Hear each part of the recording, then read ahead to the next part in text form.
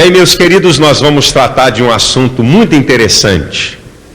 Criação versus evolução. Afinal de contas, quem é que está com a razão? Nós vamos fazer uma abordagem científica e teológica. Também quero deixar bem claro que eu não vou abordar todos os postulados evolucionistas e criacionistas. Teria que ter outras palestras para fazer uma abordagem total. Mas eu escolhi algumas coisas interessantes e importantes e as principais e fundamentais no que tange a evolução e criação, para que a gente possa chegar a uma conclusão sobre quem é de fato que está com a razão. Será que os postulados criacionistas, isso é, daqueles que creem na criação de todas as coisas, será que os postulados criacionistas, eles estão de acordo com as afirmações da ciência? Será que os postulados evolucionistas estão de acordo ou são contrários às evidências e às verdades da ciência? É isso que nós vamos tratar. E para começar, a gente precisa definir o que é ciência e quais os seus métodos. Não é? Evidente que não há uma definição única sobre o que é ciência. Até entre os cientistas existem controvérsias. Então, você não tem uma definição única do que é ciência, mas você tem uma definição que é aceita pela maioria, mesmo não sendo totalmente completa, ela abrange, não é? Ela tem uma abrangência de aceitação nos campos científicos. Então, uma das definições que a gente pode dar do que é ciência é a seguinte: ciência é um ramo de estudo ligado a um corpo de verdades apresentadas com fatos classificados sistematicamente, mais ou menos ligados e apresentados sobre leis gerais e que inclui métodos que possibilitem a descobertas de novas verdades dentro do mesmo domínio. Essa é uma definição do que seja ciência. Quais são os métodos que a ciência utiliza? A ciência utiliza a observação, a experimentação, a formulação de hipóteses. A ciência utiliza previsibilidade e controle. Uma coisa importantíssima e fundamental quando a gente trata acerca de ciência é que a observação e a experimentação são os pontos chaves do método científico. É o paradigma da ciência, isto é, o modelo e o padrão da ciência está na observação e na experimentação. Sem observação ou experimentação, não pode haver ciência. Bem, vamos analisar o que diz aqueles que creem na criação, os criacionistas. Que existe um Deus que criou todas as coisas, houve um ato de criação e um tempo de criação. Um agente externo e anterior ao universo criou todas as coisas completas e acabadas. Esse agente externo é Deus. Mas escute, Como é que nós sabemos que todas as coisas foram criadas por Deus? Pela revelação da sua palavra. Mas a revelação não é método científico. Portanto, a criação não pode ser considerada ciência. Vamos para a evolução. O que diz em síntese os evolucionistas? Os evolucionistas dizem que a matéria é sempre eterna e dela se origina todas as coisas, até as vidas mais complexas. Que o presente universo é resultado do Big Bang, uma explosão que ocorreu há bilhões e bilhões de anos e que gerou tudo isso que nós estamos vendo aqui hoje. Que o processo da evolução é tão lento que não pode ser observado. Primeiro, o que não pode ser observado e experimentado não é ciência. Como é que se chega à conclusão, segundo os evolucionistas, de que há bilhões e bilhões de anos houve uma explosão que criou tudo isso, se não tinha ninguém lá para ver? Pela revelação da imaginação dos cientistas. Portanto, revelação não é, como já falei, método científico. Portanto, a evolução também não pode ser considerada ciência. E aí, pastor? Fiquei enrolado. A criação, o senhor diz que não pode ser considerado ciência, porque nós só sabemos que Deus fez as coisas pela revelação da palavra. E a revelação não é método científico. A evolução não pode ser considerada ciência, primeiro porque não há observação de processos evolutivos, e também o Big Bang aconteceu há bilhões de anos e ninguém estava lá para registrar, e isso é uma revelação da mente engenhosa, não é? E dos cientistas. Também é uma revelação que não pode ser provada, então também não é ciência. Como é que a gente vai saber quem é que está com a razão e quem é que está com a verdade? Existe a possibilidade de saber? Sim. Como é que nós podemos saber se os criacionistas ou os evolucionistas estão com a verdade? Pelas evidências da natureza. As evidências da natureza, que são observadas e experimentadas, podem nos dizer se a criação ou a evolução está com a verdade pelos postulados, pelos modelos que ambas apresentam. Nós vamos submeter postulados evolucionistas e criacionistas a evidências ou às evidências da natureza, e quando submetemos esses postulados às evidências da natureza, nós podemos chegar à conclusão de quem é que está com a razão ou de quem é que tem e detém a verdade. Eu vou escolher as 4 principais e mais bem provadas leis que existem no mundo. São as leis mais verdadeiras e universais da ciência. Elas têm primazia sobre todas as leis científicas. Eu escolhi as 4 principais e mais bem provadas leis científicas. Vou submeter afirmações criacionistas e afirmações evolucionistas a estas 4 leis, para ver quem é que está com a verdade ou quem é que está com a ilusão e com a mentira.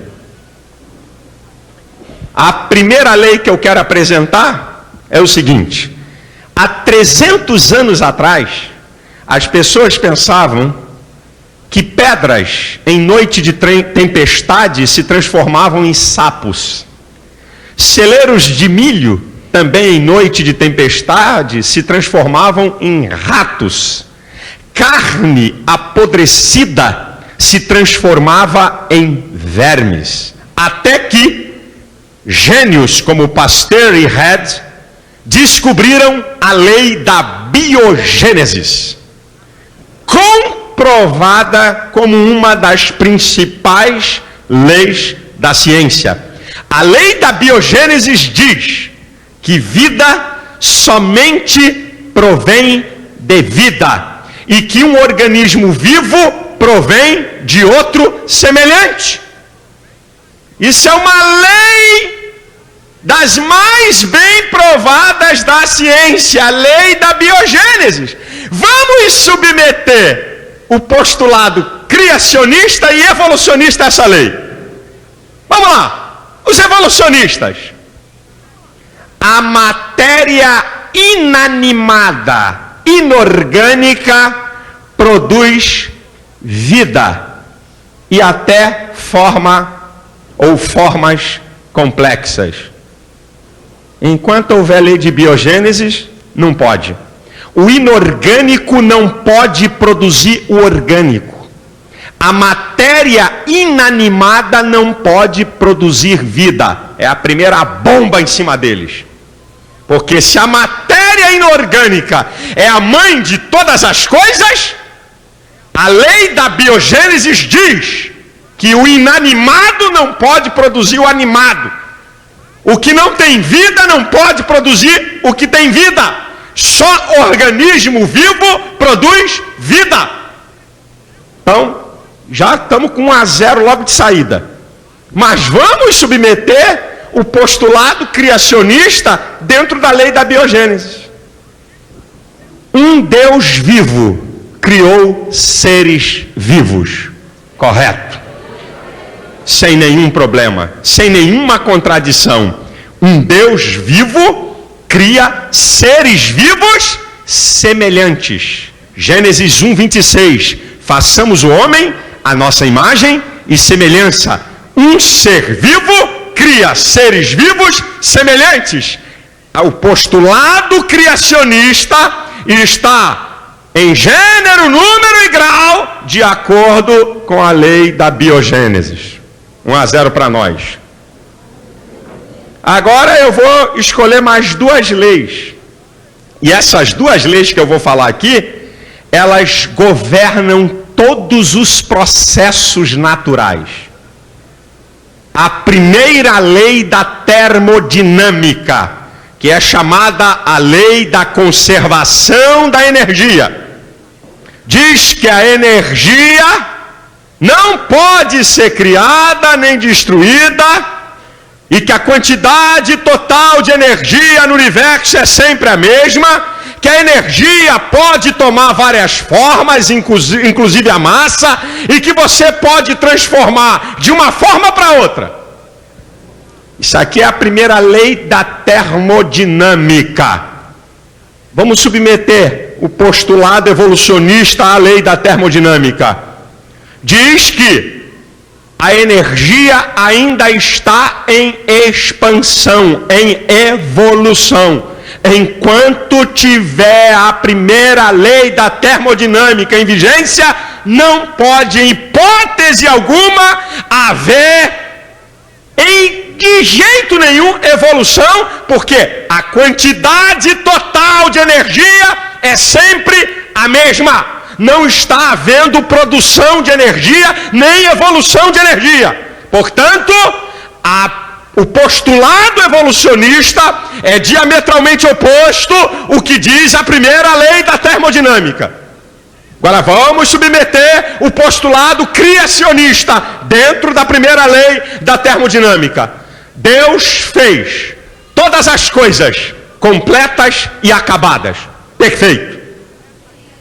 A quantidade de energia é sempre a mesma. Deus fez todas todas as coisas completas e acabadas. Não há nenhuma discrepância entre a afirmação criacionista e a primeira lei da termodinâmica. A terceira, que é a segunda lei da termodinâmica, ela diz o seguinte: o universo caminha de níveis organizados para níveis cada vez mais desorganizados. Toda a desordem que pode haver em um sistema altamente complexo tende a fazer com que esse sistema caminhe de maneira decrescente. Toda a natureza está em descendência. O que é que os evolucionistas dizem? Que o universo caminha de níveis desorganizados para níveis cada vez mais organizados. É totalmente contrário à segunda lei da termodinâmica. A lei diz que o universo caminha de níveis organizados para níveis desorganizados. É descendente, não ascendente. A evolução diz ao contrário, que o universo caminha de níveis desorganizados para mais organizados. Enquanto houver a segunda lei da termodinâmica, não pode haver evolução. E o que tem a ver a segunda lei da termodinâmica com o postulado criacionista? Deus fez todas as coisas completas, acabadas e perfeitas. Quando o pecado entrou no mundo, desarrumou o sistema. Perfeito. Perfeitíssimo. Por isso que o universo caminha de níveis organizados para mais desorganizados. Porque Deus fez tudo completo e perfeito. Quando o pecado entrou no mundo, desorganizou o sistema. Está perfeitamente de acordo com os criacionistas, a segunda lei da termodinâmica. E a quarta lei, e essa lei, ela é aceita em todos os campos da ciência. É a lei da causa e do efeito. Sabe o que é que diz essa lei? Que nenhum efeito é quantitativamente maior e qualitativamente superior à causa. O efeito não pode ser maior do que a causa. Nenhum efeito pode ser maior do que a causa. Essa é uma lei aceita em todos os campos da ciência. O efeito sempre tem que ser menor do que a causa. Vamos ver o que a evolução diz. Matéria inanimada, causa. Vidas mais complexas, como eu e você, efeito. Não pode. Matéria inanimada, menos complexas do que a vida que eu e você, que nós temos, do ser humano. Impossível. O efeito não pode ser maior do que a causa. O postulado evolucionista bate de frente com a lei da causa e efeito. O efeito não pode ser melhor e superior à causa. Agora vamos submeter ao postulado criacionista. Deus, grande, tremendo, onipotente, onisciente, eterno, cria o homem, um ser com suas limitações. Deus causa maior do que o homem, efeito. Está perfeito. Está perfeito.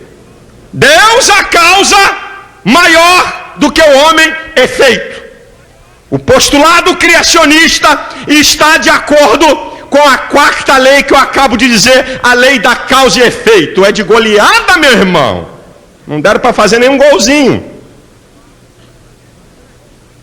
O que eu acho interessante são algumas considerações nessa quarta lei que diz assim: a causa primeira do espaço infinito. Vê se dá para você colocar a matéria ou Deus. Escuta isso. Vê se dá para você colocar a matéria ou Deus. A causa primeira do espaço infinito tem que ser infinita. A causa primeira do tempo infinito tem que ser eterna. A causa causa primeira da energia ilimitada tem que ser onipotente. A causa primeira das inter-relações universais tem que ser onipresente. A causa primeira das complexidades infinitas tem que ser onisciente. A causa primeira dos valores morais tem que ser moral. A causa primeira dos valores espirituais tem que ser espiritual. A causa primeira do amor humano tem que ser amorosa. E a causa primeira da vida tem que ser viva. Isso está para a matéria ou para um Deus grande, tremendo e poderoso?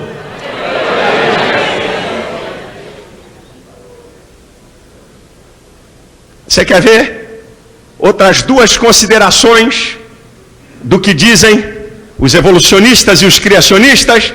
Olha o que é que dizem os criacionistas. Cada um segundo a sua espécie.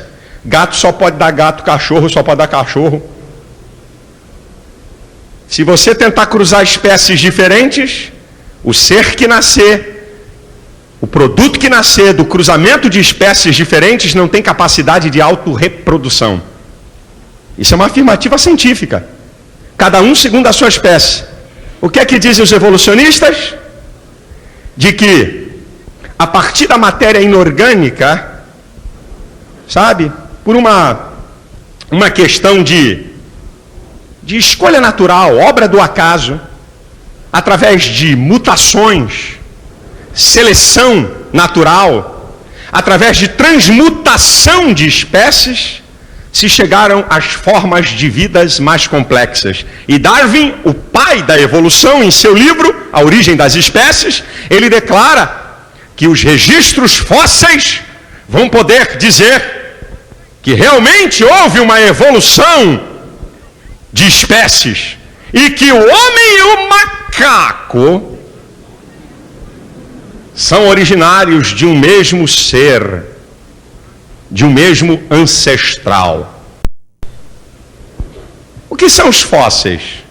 Os fósseis são plantas e animais soterrados e depois de muitos e muitos e muitos anos são sedimentados e transformados em rocha.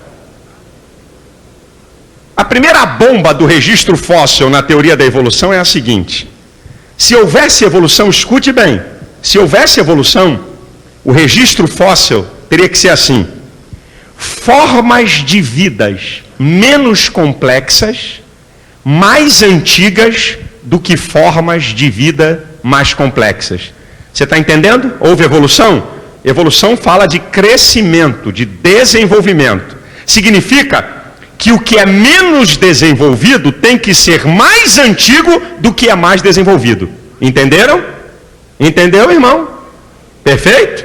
Formas de vida menos complexas têm que ser mais antigas do que forma de vida mais complexa. Só que o registro fóssil mostra formas de vida mais complexas, mais antigas do que formas de vida menos complexas. Está errado. Se houvesse evolução, não podia o registro fóssil apresentar isso. Teria que apresentar numa escala ascendente, do menos complexo para o mais complexo, mas o registro fóssil não apresenta isso não. Apresenta o mais complexo primeiro do que menos complexo. Essa é a primeira fumada em cima deles, a primeira bomba do registro fóssil. Uma outra colocação acerca do registro fóssil é que vidas complexas aparecem de maneira abrupta, total, dentro do registro fóssil. Não podia aparecer. Teria que aparecer alguma coisa menos complexa, perto da complexa, para ela vir depois, mas ela aparece. E outra coisa que é interessante, se há evolução, tem que haver as formas transicionais, isto é, as espécies de transição. Não existe no registro fóssil. Não tem formas de transição entre metazoários, entre protozoários e metazoários invertebrados. Não tem. Não tem formas de transição entre invertebrados e vertebrados. Não tem formas de transição entre peixes e anfíbios, anfíbios e répteis e mamíferos. Não existe espécie em transição entre essas categorias. As mesmas lacunas do registro fóssil são as mesmas lacunas encontradas na vida hoje. Você não tem hoje no mundo uma forma, uma espécie de transição entre peixes e anfíbios e répteis e mamíferos. Não existe.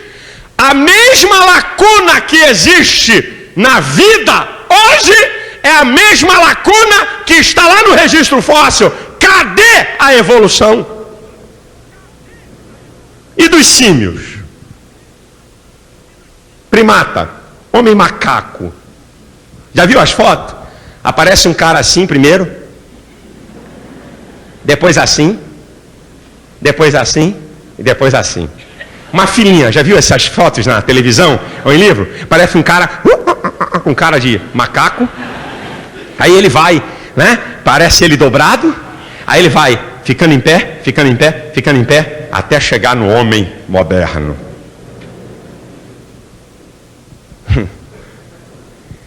Os dois fósseis mais completos que foram achados, eu vou dizer aqui no português.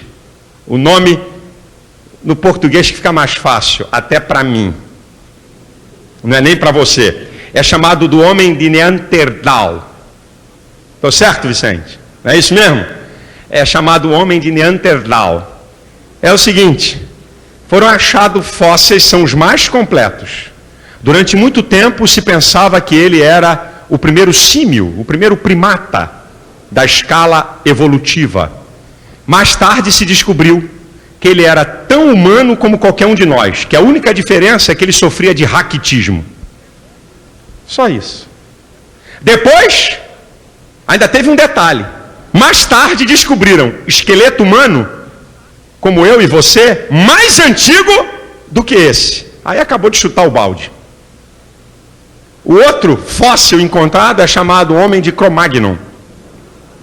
Mais bem dotado e mais forte do que o homem moderno.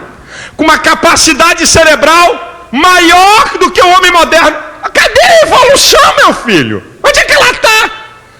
Fósseis lá de trás de homens antigos com uma estrutura e uma estatura mais forte do que o homem de hoje. Como é que pode? O homem de hoje tem que ser mais forte do que o do passado se houvesse evolução. Agora, e não tem nada de símio, não tem nada de primata, não tem nada de homem macaco. Agora, depois disso aí, meu filho, os fragmentos encontrados deram lugar à fraude, armação e invenção. Aí, o primeiro deles, que eles dizem que é o primeiro da família dos humanos, é chamado de Ramapithecus, o nome do cabra. Esse é o primeiro da família humana. Esse ainda está assim, ó, lá na foto. O tal do Ramapithecus, certo? Como é que eles chegaram a essa conclusão? Foram achados fragmentos da mandíbula inferior e alguns dentes. Como é que com apenas fragmentos de mandíbula e alguns dentes pode-se desenhar um cabra todo daquele? Depois teve um outro achado arqueológico, de um outro fóssil, que é chamado homem de Pitdown. Esse cabra, durante mais de 2 gerações, foi considerado uma das 3 mais importantes provas da evolução. Durante mais de 40 anos, em livros científicos, aceito pela comunidade científica internacional, de que esse era uma das 3 importantes provas da evolução. Até que, em 1953, com técnicas mais avançadas, se descobriu que o tal do senhor homem de Pitdown colocaram ossos humanos e de macacos juntos e envelhecidos quimicamente. Pegaram dentes da arcada inferior de chimpanzé e limaram para parecer com humanos. Uma tremenda de uma fraude. Depois, em 1912, surgiu lá o homem de Nebraska. Um dente, escuta essa, que essa dá até para rir. Um dente, o diretor do Instituto de História Natural dos Estados Unidos, lá o cientista Osborne, ele chegou à conclusão: aqui está, de fato, a ligação do homem com os macacos. Aqui está a prova de que nós somos descendentes de um mesmo ancestral. Nessa época, em Nebraska, nos Estados Unidos, havia um político chamado Bryan, que tinha interesse em colocar o ensino evolucionista na escola e deu amplo destaque na mídia e em revista. E teve uma revista científica que, a partir de um dente, conseguiu desenhar o pai, a mãe e os filhos. Nem Spielberg, nem esse cara tinha tanta imaginação como esses camaradas. Mais tarde, se descobriu que aquele dentezinho era de uma raça de porco extinta. Até hoje, ninguém desmentiu pelas revistas científicas e por toda a publicidade da época que isso era farsa e mentira. Quer ver outro?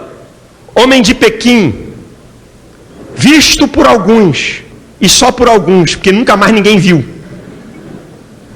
Homem de Java, também dessas famílias de ancestrais, mas esse, antes que caísse na desgraça, o seu descobridor, que era um francês, tal de Dubois, um cientista, rapidinho entrou em cena e desmentiu, dizendo que aqui não era ancestral nenhum do homem. Esse ano a televisão mostrou a maior autoridade arqueológica e paleontológica do Japão.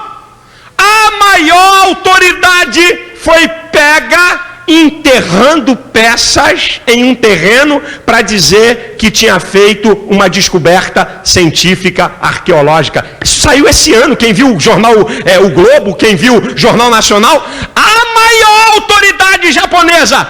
Esses achados de fragmentos de fósseis têm dado margem à mentira, a engano, têm dado margem à imaginação e à ilusão, e de verdade não tem nada. Mas, pastor, e as mutações? O senhor falou dos fósseis, que é uma bomba contra a evolução, e que não contradiz a criação, porque Deus fez cada um segundo a sua espécie. E as mutações não podem produzir evolução? Querido, a mutação causa desordem, não ordem. A mutação diminui a complexidade dos organismos. A mutação involui, não evolui. A mutação faz o organismo e as coisas decrescerem, e ela causa uma coisa chamada entropia, desordem no sistema. Mutação, em hipótese alguma, produz evolução. Ao contrário, produz involução. E o código genético? Outra bomba em cima da evolução. Em 1856, Mendel descobre o código genético. O que é o código genético? Características de uma espécie são transferidas para gerações futuras da mesma espécie. Características de uma espécie são transferidas para gerações futuras da mesma espécie. Cada espécie foi programada de maneira peculiar para produzir a própria espécie, e não de maneira acidental produzir uma outra espécie. É cada um segundo a sua espécie. O que está na Bíblia há mais de 4.000 anos, Mendel comprovou em 1856. Não dá para ter evolução, porque cada espécie só produz a sua espécie. E agora, com o projeto Genoma Humano? Um projeto que foi feito para durar 15 anos, que começou em 1990, com base em 18 países, inclusive o Brasil. O genoma humano, ele está mapeando os genes e os bilhões de bases químicas do DNA. Sabe qual foi? Há uma conclusão que o genoma, o estudo, isso é coisa atual, meu irmão. Isso é coisa de agora. Sabe o que o genoma humano chegou à conclusão? Antes desse estudo do genoma, já com a genética, com a descoberta do código genético, já era uma bomba. Mas agora, com o estudo do genoma, até então muitos cientistas pensavam que o homem da Ásia era originário de um lugar. O homem da África o homem da Ásia era originário de um primata. O homem da África era originário de outro primata. Cada região do mundo, cada ser humano era originário de um primata daquela região. O genoma humano já chegou à conclusão, e veja como é que o diabo joga pesado em cima disso, que a informação não tem amplitude. Quando um camarada acha um pedacinho de osso e diz que aquilo é de um ancestral, aparece no Fantástico, aparece na primeira página dos jornais, aparece na Veja, na Isto É, sei lá em quê. Mas uma verdade comprovada que vai contra a evolução e a favor da criação é escondida. O genoma humano chega à conclusão que todos os homens descendem de um só, e que foi lá na África Oriental.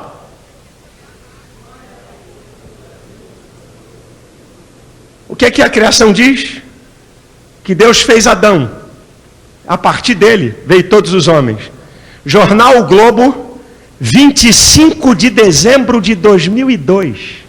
Agora, lá atrás. Isso não está na primeira página não, meu filho.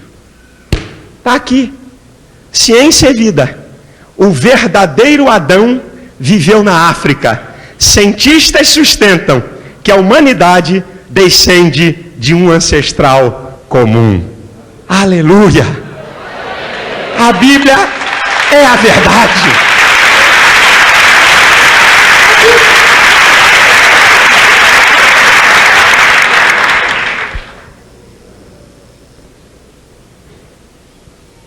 A palavra de Deus é a verdade, irmão.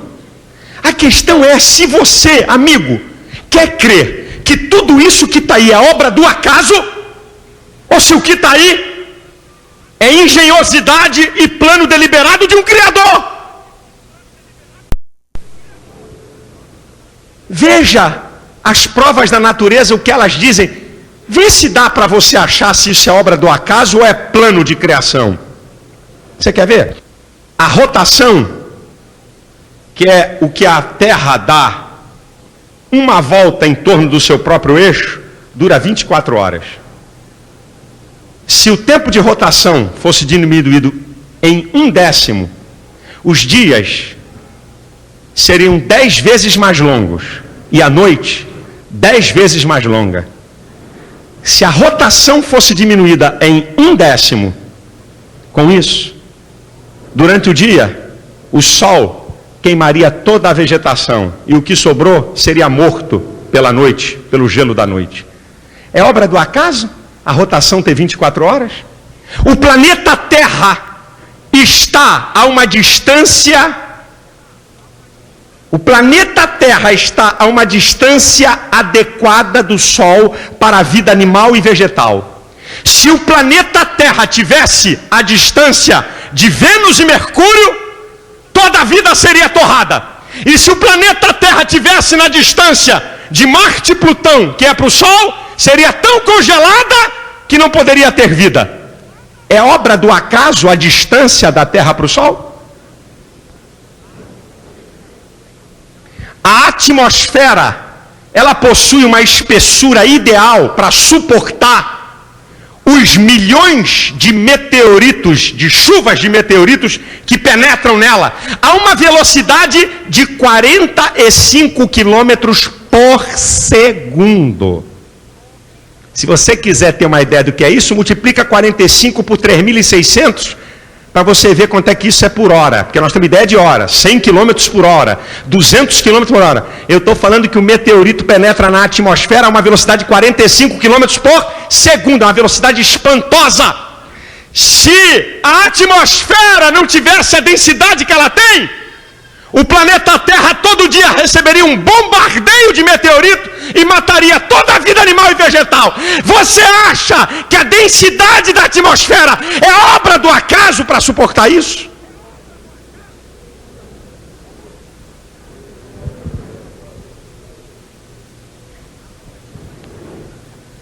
A Lua está a uma distância da Terra de 384 mil quilômetros.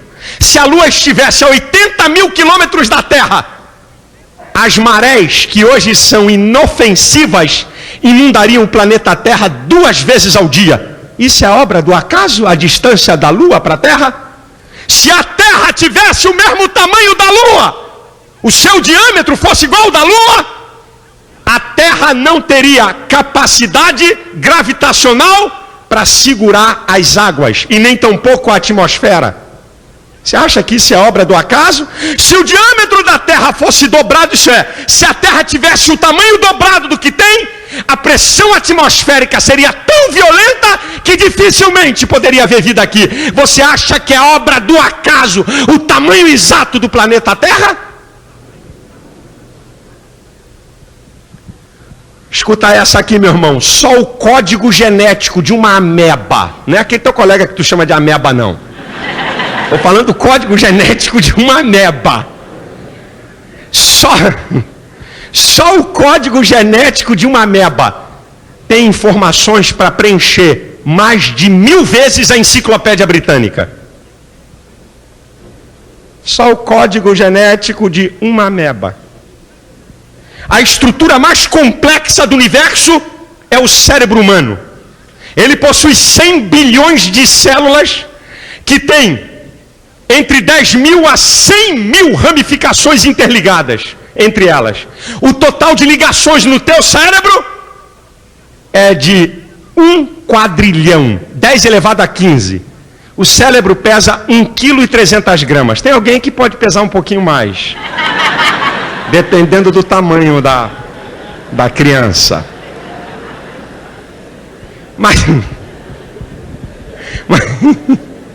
Mas a média é 1,3 kg. Não existe tecnologia no mundo para fazer uma rede de comunicações do tamanho do cérebro. Você acha que isso é obra do acaso? O Dr. Robert Clark, PhD em bioquímica da Universidade de Cambridge, no seu livro Universo, Plano ou Acidente, ele diz: é impossível, quando você olha para química, para física, para biologia, para astronomia, entender o universo como obra do acaso, mas sim entendê-lo como obra de engenhosidade e projeto deliberado. O cientista soviético, só vou dar o primeiro nome dele porque o segundo não dá para me pronunciar, que é um trem tão doido de enrolado. Um tal de Dmitri. Ele tem 3 doutorados em ciências. É um nome mundial. Ele diz que a evolução trouxe problemas para a ciência, porque emperrou o conhecimento, porque toda a ciência teve que se submeter à teoria da evolução. E o Dr. Marcel Schwarzenberg, que é professor da Universidade de Paris, ele fez o cálculo da possibilidade de haver evolução. Uma chance contra 10 elevado a 2 bilhões de zeros. Sabe qual é a chance? Nenhuma.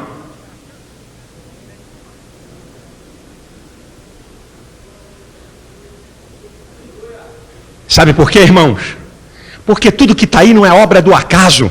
Isaías 45:12 diz: eu fiz a terra e criei nela o homem. Eu, o Senhor, o fiz. As minhas mãos estenderam os céus, e a todos os seus exércitos dei as minhas ordens.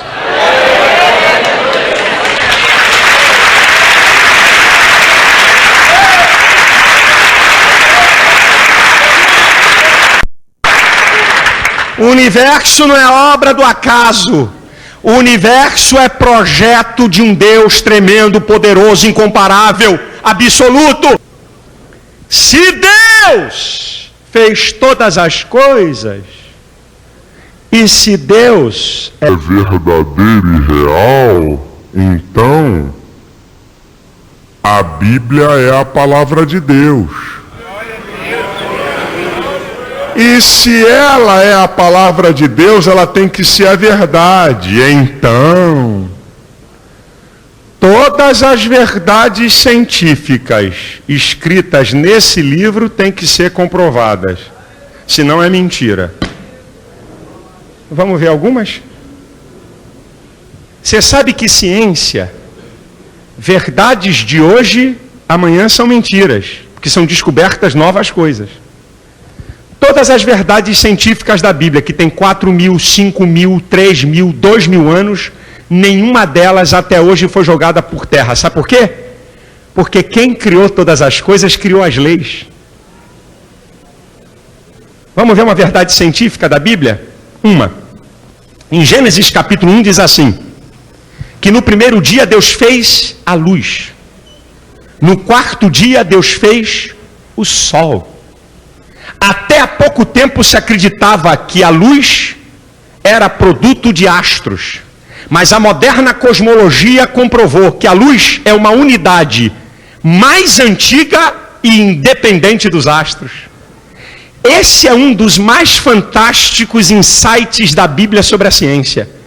A Bíblia declara há mais de 4.000 anos que a luz, ela não vem do sol nem de astros. A luz é uma unidade independente mais antiga que o sol. Verdade científica da Bíblia. A outra verdade que está em Gênesis 1, que eu já falei aqui, que a Bíblia declara a partir do versículo 11, se eu não estou enganado, cada um segundo a sua espécie. Já falei, verdade científica da Bíblia. Você quer ver uma outra verdade científica da Bíblia? Dita há 2.700 anos aproximadamente. Isaías 40, 22 diz que o Senhor está sentado sobre o círculo da terra. Lá no original, lá no hebraico, é usada essa palavra, que Deus está sentado sobre o círculo da terra. Há 2.700 anos atrás já se falava que a terra era redonda. Você quer ver uma outra? Que conversa é essa de dinossauro há 70 milhões de anos? Irmão, que negócio de pré-história. Isso é balela. Isso é teoria evolucionista. Que dinossauro há 70 milhões de anos? Vai ler o livro de Jó, capítulo 40, a partir do versículo 15. Fala de dinossauro. Porque só o dinossauro move a cauda como cedro. No texto, traduzido para o português, fala de um animal grande, um animal gigante. Mas o animal gigante, um behemoth, como está traduzido no texto de Jó, capítulo 40, a partir do versículo 15, descrevendo esse animal, quem te falou de pré-história? Quem te falou que essa datação é certa? Quem falou isso, irmão? Isso é coisa de evolucionista. Você quer ver um show de ciência na Bíblia? Abre comigo 1 Coríntios capítulo 15. Agora é show de ciência. Abre aí.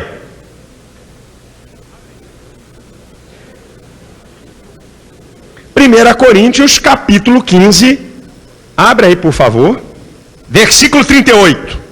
Botânica. Mas Deus dá-lhe o corpo como quer. Cada semente o seu próprio corpo. Uma afirmativa científica da Bíblia na área de botânica comprovada pela ciência. Agora olha só, olha o show de zoologia e genética no 39. Nem toda carne é uma mesma carne, mas uma é a carne dos homens, outra a carne dos animais, outra a dos peixes e outra a das aves. O que o código genético mostra, cada um segundo a sua espécie.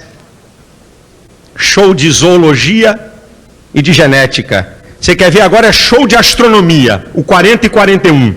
E há corpos celestes e corpos terrestres, mas um é a glória dos celestes e outra dos terrestres. Agora olha aqui o que ele vai dizer. Uma é a glória do sol, outra a glória da lua, e outra a glória das estrelas. Agora, meu irmão, essa afirmativa aqui na linguagem aqui do pessoal que gosta de futebol, é show de bola. Porque uma estrela difere em glória de outra estrela. Bem, há 2000 anos atrás, você dizer uma é a glória do sol e outra é a glória da lua, não precisa de instrumentos para dizer isso. Você vê o tamanho e a força da luz do sol, o tamanho e a força da luz que a lua traz, e você chega à conclusão que a glória do sol é maior do que a da lua, a olho nu. Mas essa afirmativa aqui, que cada estrela possui uma glória própria, e quando você olha para o céu, você só vê um monte de pontinho azul igual? Esta afirmativa científica é comprovada pela astronomia. Cada estrela, os bilhões e bilhões de estrelas no espaço sideral, cada uma tem uma glória própria, meu irmão. Isso aqui é show de ciência na Bíblia. Como é que Paulo, há 2000 anos atrás, podia escrever uma coisa dessa sem instrumentos, de telescópios e de equipamentos para poder comprovar isso? É porque o Deus que criou todas as coisas revelou, porque foi Ele que fez as estrelas. Você quer ver? Hoje está na moda, o cara chega a falar com boca grande. Física quântica. A física quântica. Na Bíblia tem física quântica, rapaz. Novidade dos últimos 20 anos, que já tem 2000 anos. Hebreus 11:3. Hebreus 11:3. Que eu quero deixar como texto básico dessa mensagem. Hebreus capítulo 11, versículo 3. O que diz Hebreus 11:3? Diz lá: pela fé entendemos que os mundos, pela palavra de Deus, foram criados. Agora a física quântica. Olha o que diz: de maneira que aquilo que se vê não foi feito do que é aparente. Quando você vê uma rocha, a rocha não é feita daquilo que você está vendo. Existem bilhões de ligações atômicas para chegar naquela rocha que você está vendo. Física quântica na Bíblia, meu irmãozinho. Aquilo que se vê não foi feito do que é aparente. O mundo subatômico, a Bíblia já falava nele. E o mundo invisível, que só aproximadamente de 60 anos para cá, com o advento do microscópio eletrônico, se descobriu o mundo invisível. Há quase 2000 anos a Bíblia fala nele. Paulo diz em Colossenses capítulo 1, versículo 16, porque nele foram criadas todas as coisas que há nos céus e na terra, visíveis e invisíveis. Está lá escrito. Há quase 2000 anos já se falava do mundo invisível, porque o Deus que criou o mundo invisível já sabia de todas as coisas e registrou na sua palavra.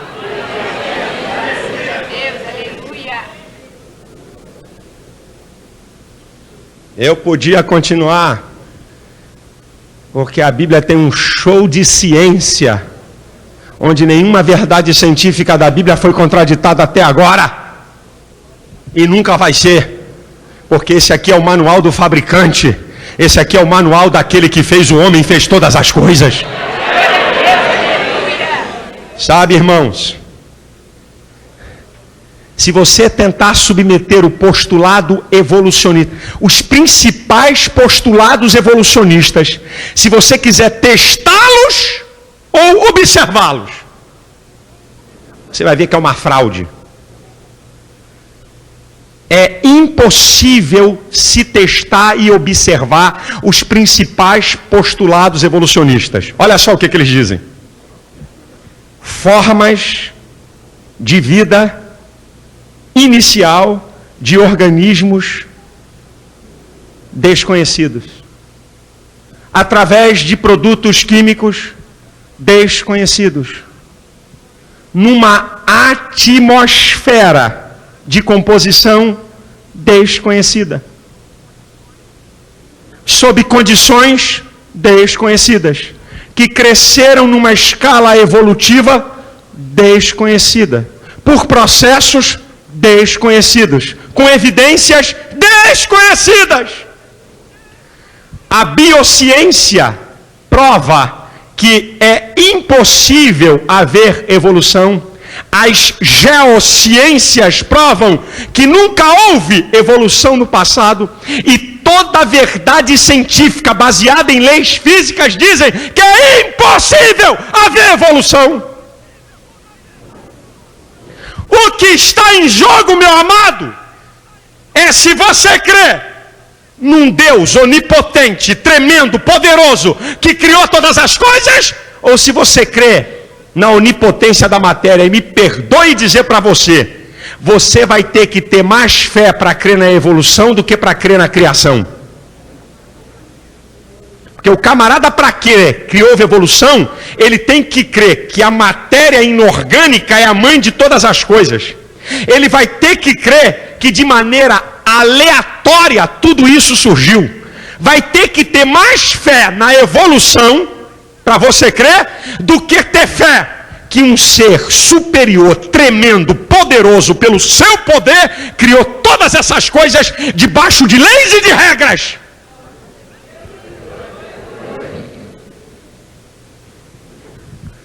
Sabe, irmãos, sabe que essa visão da evolução, uma visão materialista, sabe o que ela trouxe para o homem? Sabe quais são as consequências dessa visão materialista? Primeiro, consequências da visão materialista. Diz que a realidade final é a matéria. Não existe Deus. O universo é obra do acaso. O homem é produto do tempo impessoal.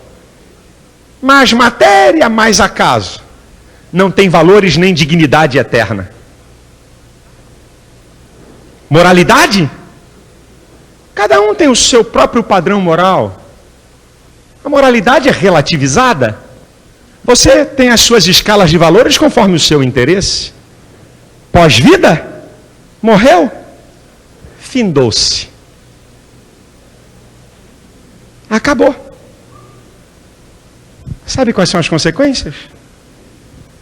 Imoralidade, maldade, vazio existencial, crise existencial, doenças psicológicas. Toda essa maldade que está no planeta Terra é porque tirou Deus do homem.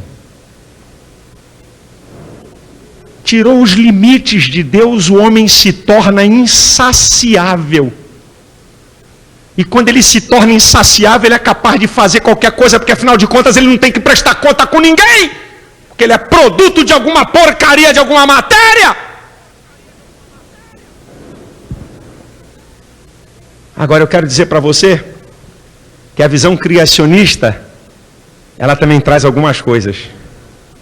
A primeira, que o universo não é obra do acaso. Existem 3 propósitos definidos por Deus para a criação do universo. O primeiro deles, lá em Colossenses 1,16, na última frase diz que tudo foi criado por Ele e para Ele. O universo foi criado para que Deus seja glorificado. O segundo propósito da criação do universo, o universo foi criado, como diz Paulo em Romanos capítulo 1, versículo 20, para que os homens fiquem inexcusáveis. O universo é uma prova da existência de Deus. Ninguém vai ter desculpa diante de Deus dizer: Deus, eu não pude ver nada a teu respeito. Deus, tu tinha que ter se manifestado. A Bíblia diz que o universo, a natureza, é uma prova da existência de Deus. Deus deixou tudo isso para dizer para mim: olha aí, ó, eu existo, meu chapa. Olha para o mundo, olha para você, olha para o universo, para que os homens fiquem inexcusáveis. E sabe qual é o propósito do universo? Abençoar o homem.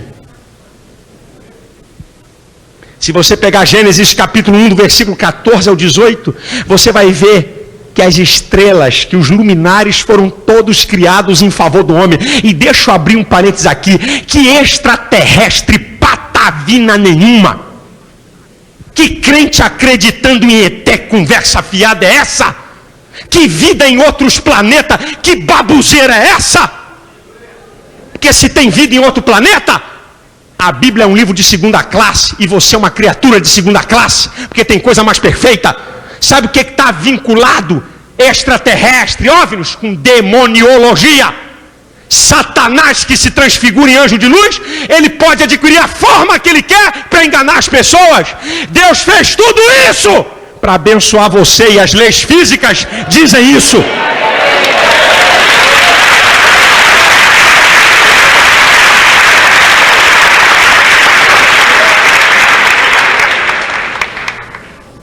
O homem não é produto de tempo impessoal. Sabe o que é o homem? A imagem de Deus primeiro. Deus é pessoa, é o que está lá no original, Elohim. Elohim, façamos a nossa imagem e semelhança. Elohim, substantivo plural, que indica pluralidade de pessoas. Deus, pessoa, fez seres pessoais. E o que significa ser pessoa? É ter inteligência, vontade própria e sentimentos. Você não é obra do acaso.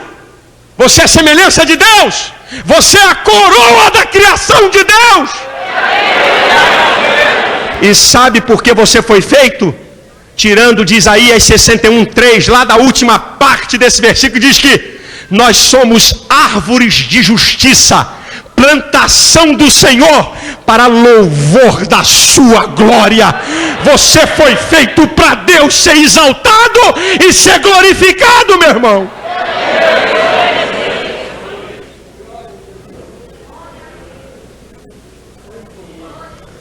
Pós-vida, para a evolução, que são os materialistas, morreu, acabou.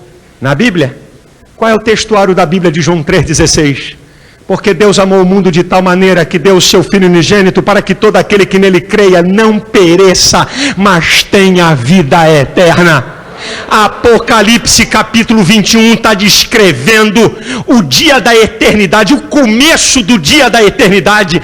E eu vi um novo céu e uma nova terra, porque já as primeiras coisas se passaram. Ele vai limpar dos nossos olhos toda lágrima. Lá não haverá dor, lá não haverá pranto, lá não haverá morte. Nós não fomos feitos para acabar. Você foi feito para viver eternamente, e eternamente ao lado de Deus.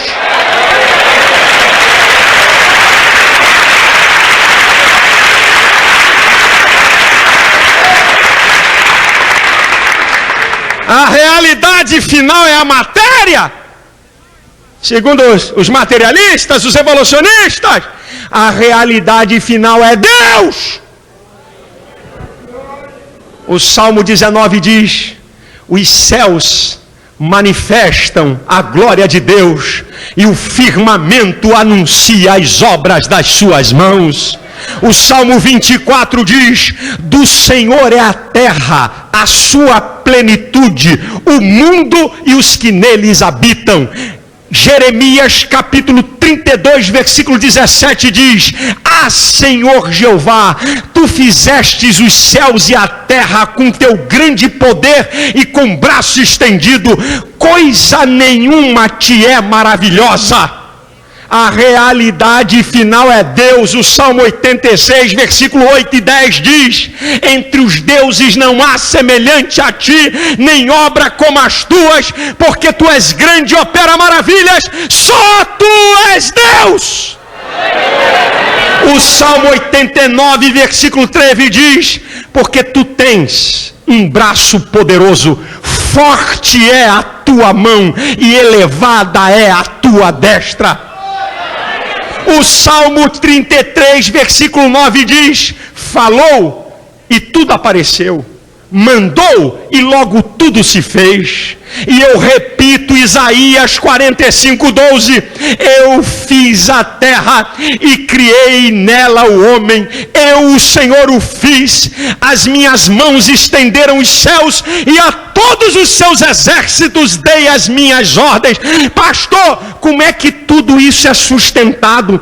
Bilhões de planetas, bilhões de estrelas, não tem choque. E atenção, vem um planeta contra a Terra. Ai meu Deus, tomara que o sinal fecha para a gente passar, senão nós estamos ferrados. Vai ter uma colisão. tudo está sustentado. Hebreus 1:3 diz que Ele sustenta todas as coisas pela palavra do seu poder.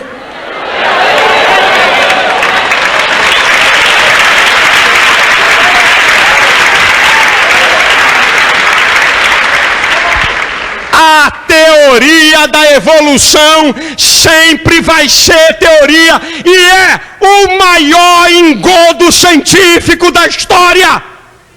Não existe nada que possa concordar as leis científicas com a teoria da evolução e vai ser sempre teoria. Sabe por quê?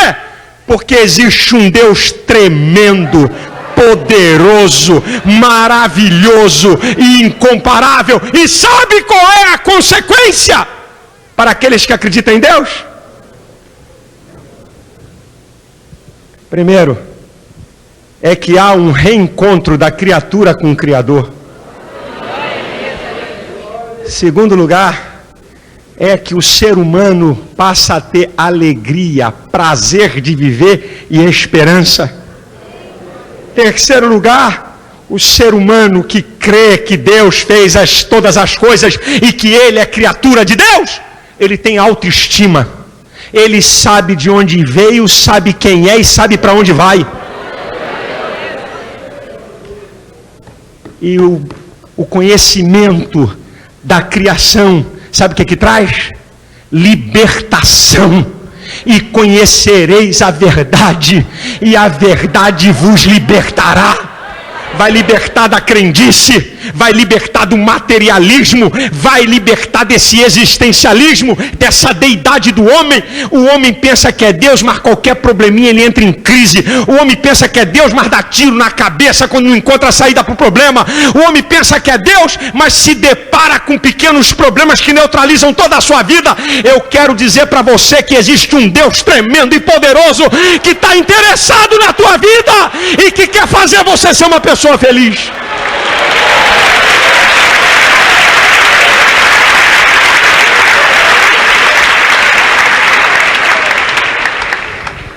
Se existe um Deus poderoso como existe, eu acho que nós temos que fazer igual a Paulo. Paulo está escrevendo o livro de Romanos, ele dá uma parada. Ele dá uma parada para uma adoração. Ele está mandando ver no livro de Romanos. Não tem moleza não. Aí ele chega no capítulo 11 e diz assim: vou dar uma parada aqui. Vou parar de dar uma exortação para me voltar para Deus. Aí ele escreve Romanos 11 a partir do versículo 33. Ó profundidade das riquezas como da ciência de Deus. Quão inescrutáveis são os teus caminhos e quão insondáveis são os teus juízos. Quem compreendeu o intento do Senhor? Ou quem foi o seu conselheiro? Quem lhe deu primeiro para que depois lhe seja recompensado? Porque tudo é dele, por ele e para ele. Glória, pois, a ele eternamente. Amém. A Deus seja glória. Ele é digno de glória. Ele é digno de adoração. Ele é digno de ser louvado. Ele é digno de ser glorificado. Porque ele é o Senhor absoluto.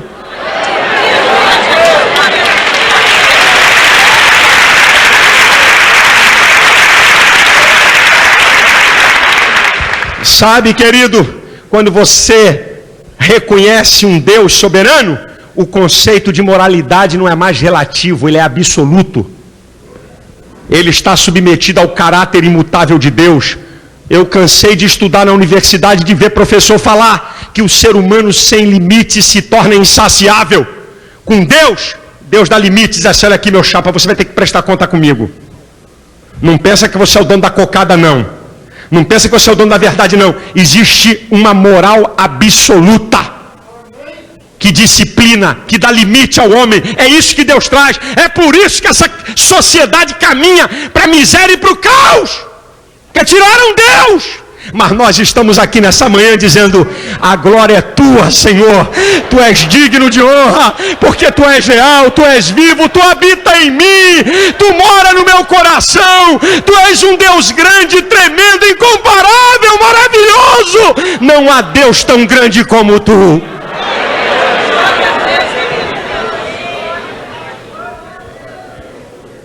Você tem que fazer uma escolha. Ou você crê na evolução, vive uma vida materialista, que vai levar você a um vazio?